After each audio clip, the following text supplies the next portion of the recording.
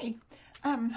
So I'm a little bit late getting a video out. I finished Block 2 and I'm about a third of the way through Block 3, and I realized I hadn't done an overview of my work on Block 2, so I'm going to do that now.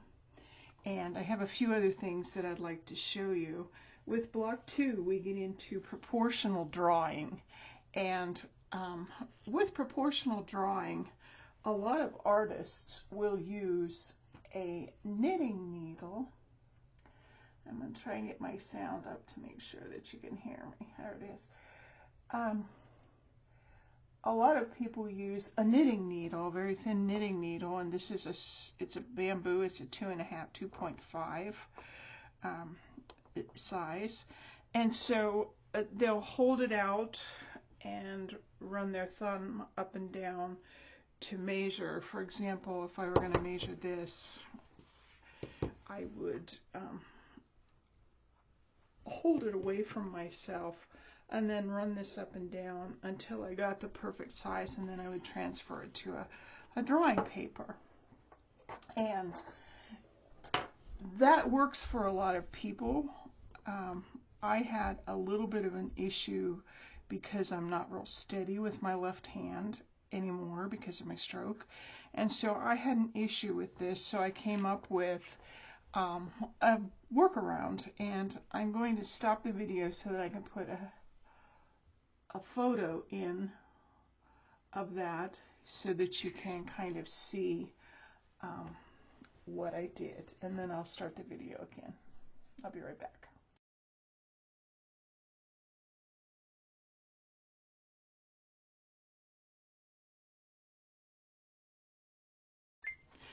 So that's the way I worked it out. I had some tools from a surgery, and it stabilized my hand enough I could use it.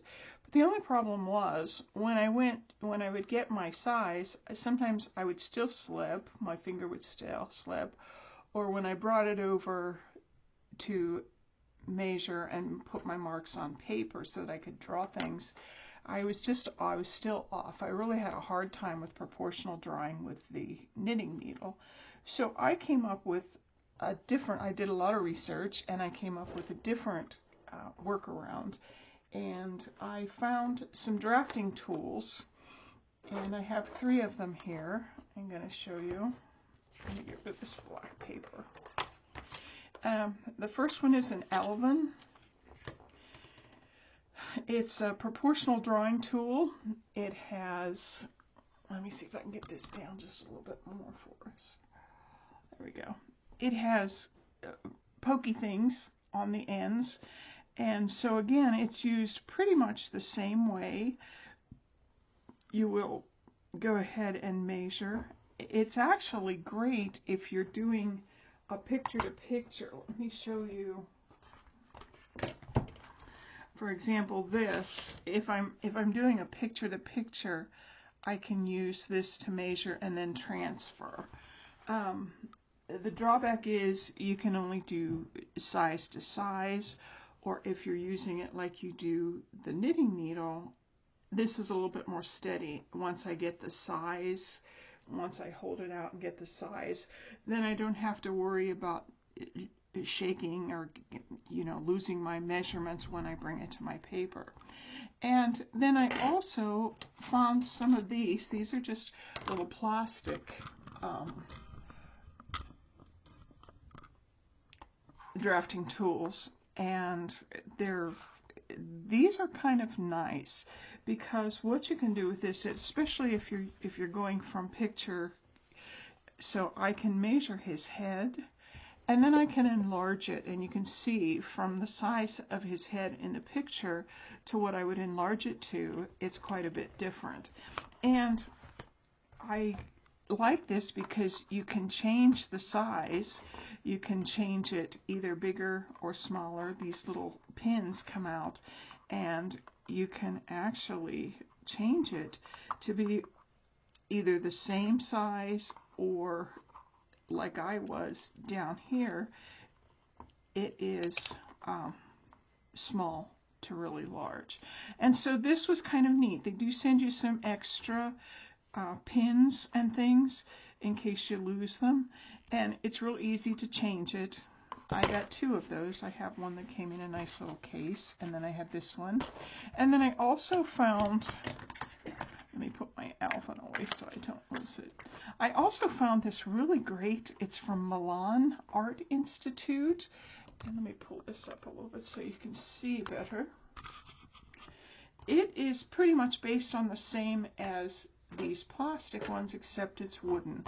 And again, you can move this to make it so that it opens small here but large on the end. This, and I really like this one. This one's been great. And so this helps because once you get it set, for example, if I'm drawing, this would be same size to same size. Once I figure out how big something is, I just set it, and then even if I lay it down, it doesn't lose my size until I can get it to my paper. And so this has been a really great help. I use this one, and I use this one a lot to do proportional drawing. Now I know in the Evolve art program, they recommend using the knitting needle, but you have to realize when people have disabilities, for example, after my stroke, I consider it's a disability with my left hand. I don't have as much control. You have to go ahead and find workarounds, and this was my workaround. This was really great.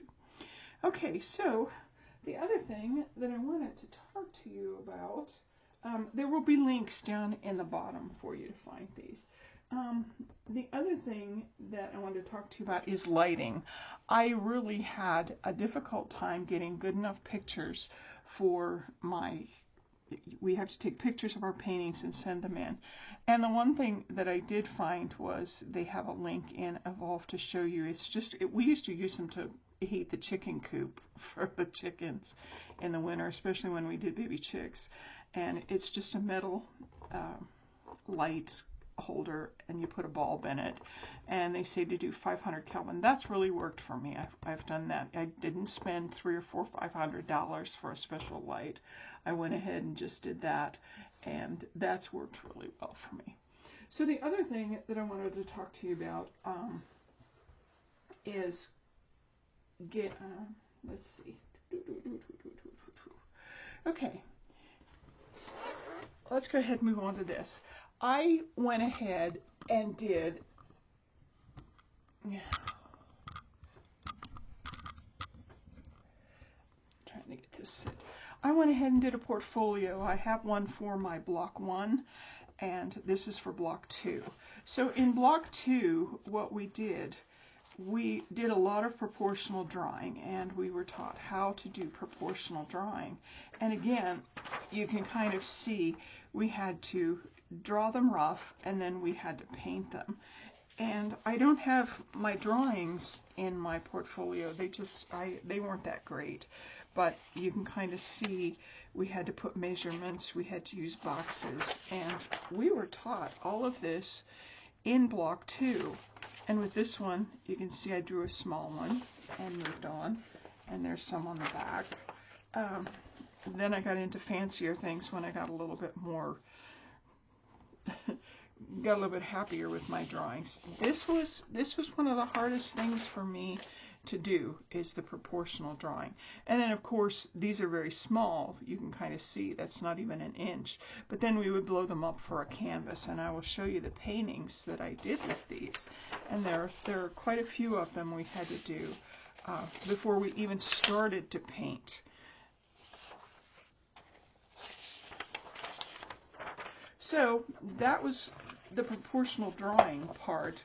And then, again, as I say, we had to draw this in a small size and then transfer it to a larger size and put it on canvas. So this was one of my first paintings, and we added the shadows, the lights, and then the gradients. Oh, I see I have some white marks there, which I shouldn't.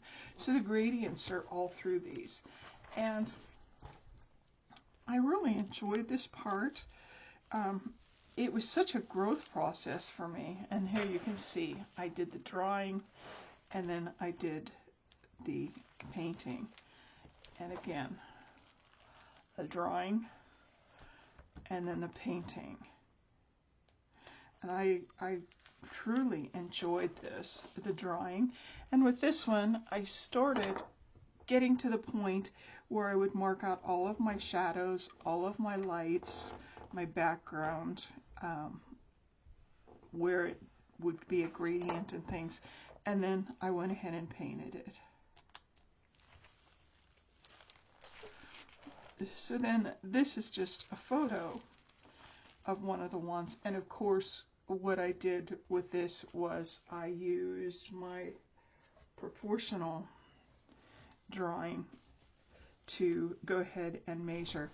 And with this proportional drawing, what you do is you draw a line vertically and horizontally, and then you have something to set your gauge with, and you also do it on your paper, and then you can measure things. So there's a whole video on how to use a proportional divider, a draftsman's divider for that.